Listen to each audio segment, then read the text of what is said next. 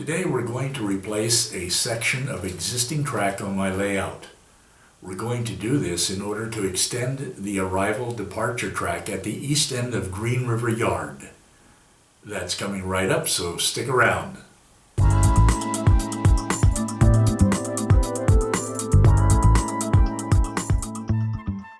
Hi, I'm Roy Smith. Welcome to my layout.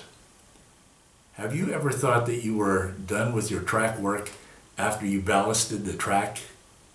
That's what I used to think. I thought I would never need to change my track arrangement as long as my track plan was brilliant and if I carefully laid my track according to the plan. But I was wrong. The fact is, I have discovered several areas of my layout where I want to make changes in the arrangement of the track. I identified these areas in a video that I uploaded back in February called 5 Track Plan Changes. I'll post an annotation at the end of this video that will take you to that video. Some of these areas that I want to change have already been ballasted, but making these changes will improve operations on my layout significantly. Today I'm going to make one such change at the east end of Green River Yard, and I'm going to show you how I do it. But before I begin, I need to mention 2 things. First, I worked with FlexTrack on a layout I built years ago, but on my current layout I'm using Kato Unitrack. From my experience, I can tell you that making changes on the track arrangement on my current layout will be a lot easier because I'm using Kato track. I suppose that would be true of any sectional track. Second, I want to tell you that I didn't invent this method for changing the track. Credit for what you're about to see goes to Mike Pfeiffer. I'll put a link down below to one of Mike's videos in which he shows you how to remove and replace Kato Unitrack. Go on over and take a look at Mike's video when you're done with this video. Let me show you what I want to do. This side-by-side view of the track plan shows you where I'm going to make a change in the track arrangement. As you can see, there is a stub-ended track at the east end of the arrival departure track for Green River Yard. I have been calling it the eastern switching lead for the yard, but mostly it has just served as a place to park diesels. Now I'm going to connect that stub-ended track to the main line. This will lengthen the arrival departure track by 8 car lengths. That's a significant operational improvement. We won't need a lot of materials or tools for this project. Just some alcohol along with a cup and a large dropper to apply the alcohol, a spray bottle with hot tap water and a couple of drops of alcohol in it, and a putty knife. As you can see, I've already started with this project. I will also need to remove one section of straight track here on the main line and replace it with a number 6 turnout. The section we're going to remove extends all the way around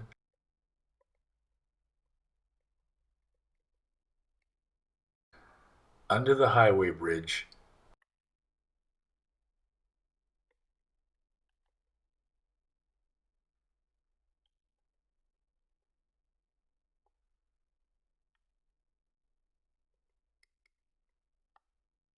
to this point. First, I apply full-strength alcohol to the existing ballast. This may not be necessary, but I think it helps the ballast absorb the hot water that I am about to apply with a spray bottle.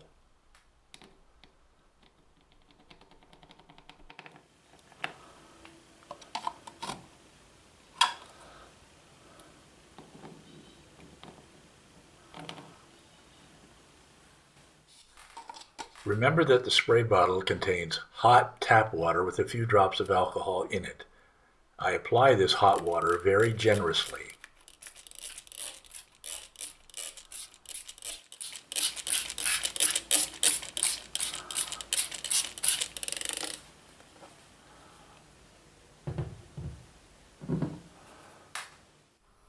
After letting the water soak in for a moment, I can begin to remove the existing ballast with a putty knife.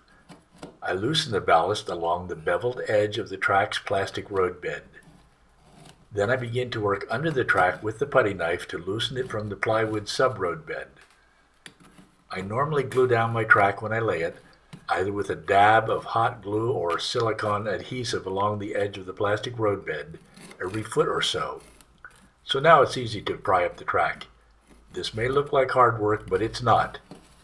If I don't damage the track as I remove it, I can clean it up and reuse it later on.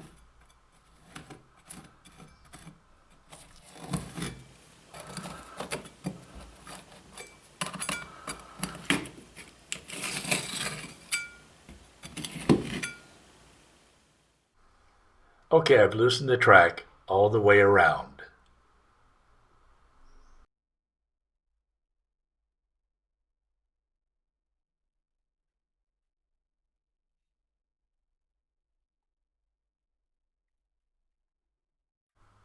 Now I'm going to lift out the track.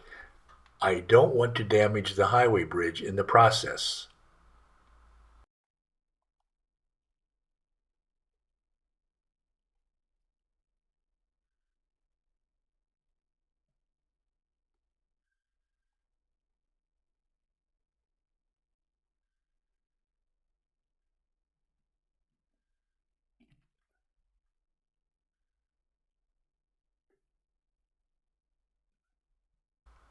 The Kato track snaps apart easily. Here's a drop feeder which I need to pull out. I won't be reusing it when I install new track. I'll use a new drop feeder.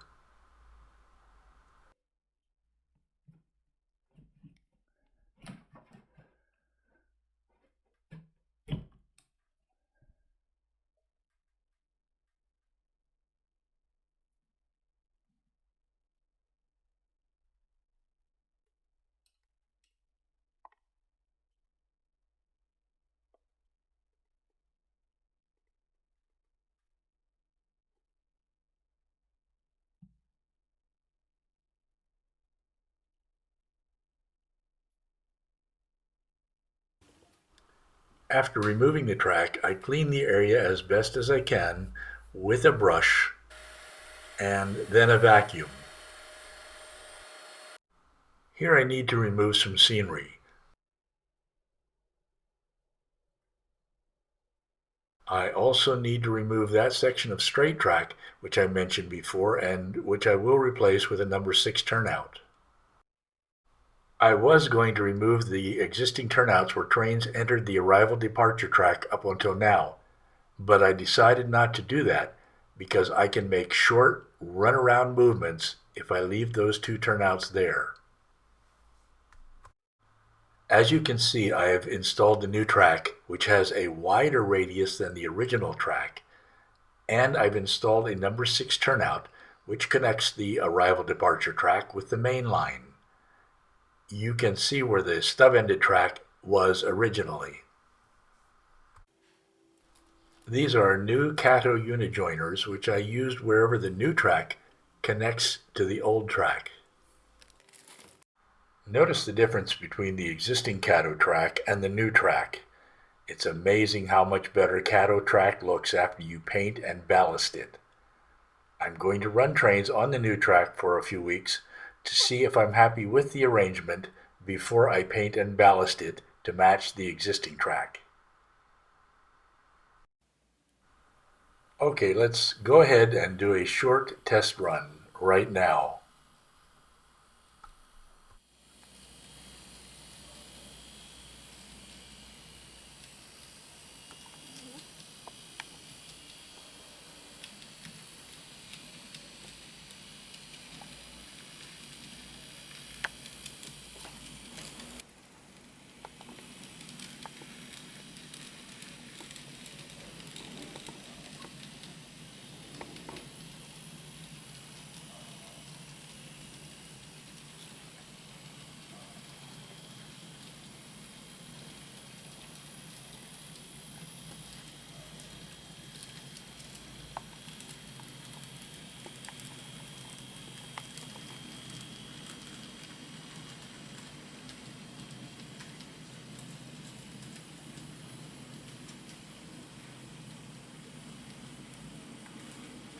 There, that was easy and it was almost fun.